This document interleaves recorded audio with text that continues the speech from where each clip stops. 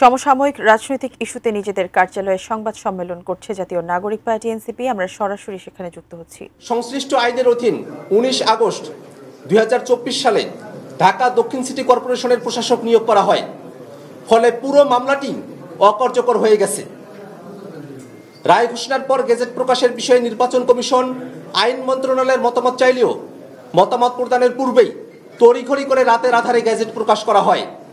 এ বিষয়ে নির্বাচন কমিশনের সার্বিক ভূমিকা স্পষ্টতই পক্ষপাতমূলক।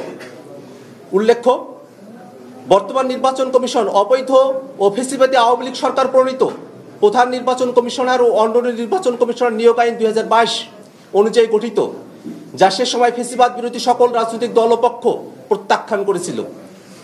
এতদ সত্ত্বেও আমরা বিস্ময়ের সাথে লক্ষ্য করছি যে নির্বাচন ব্যবস্থা সংস্কার কমিশনের প্রস্তাবনার আগেই নির্বাচন কমিশন গঠন করা হয়েছে। ফলে বিদ্যমান নির্বাচন কমিশনের কার্যক্রমে সংস্কার কমিশনের প্রস্তাবনার প্রতিফলন ঘটবে না বলেই প্রতীয়মান হচ্ছে। যেমন, পলাতক ও মানবতা বিরোধী অপরাধে অভিযুক্ত ব্যক্তিদের নির্বাচনে অংশগ্রহণের নিষেধাজ্ঞা আরোপ সংক্রান্ত সংস্কার কমিশনের প্রস্তাবকে নাকচ করেছে বিদ্যমান নির্বাচন কমিশন।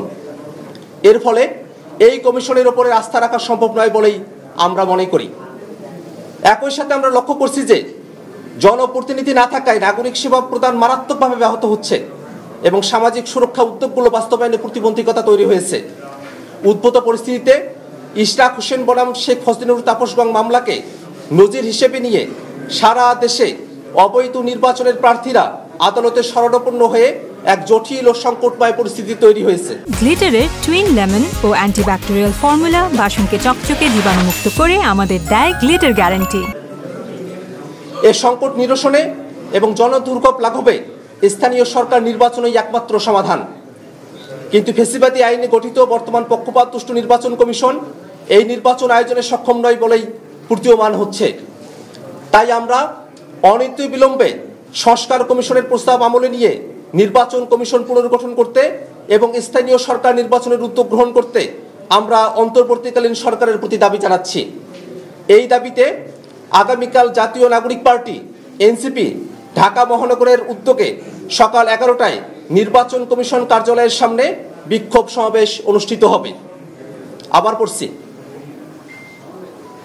আমরা অনতিবিলম্বে সংস্কার কমিশনের প্রস্তাব আমলে নিয়ে নির্বাচন কমিশন পুনর্গঠন করতে এবং স্থানীয় সরকার নির্বাচনের উদ্যোগ গ্রহণ করতে অন্তর্বর্তীকালীন সরকারের কাছে দাবি জানাচ্ছি।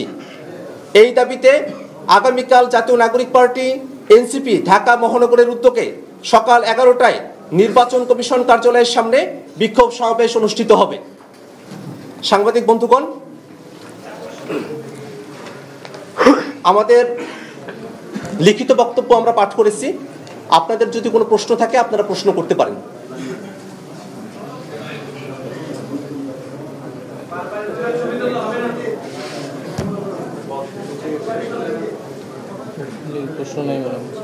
কারো কোনো প্রশ্ন আছে? সম্প্রতি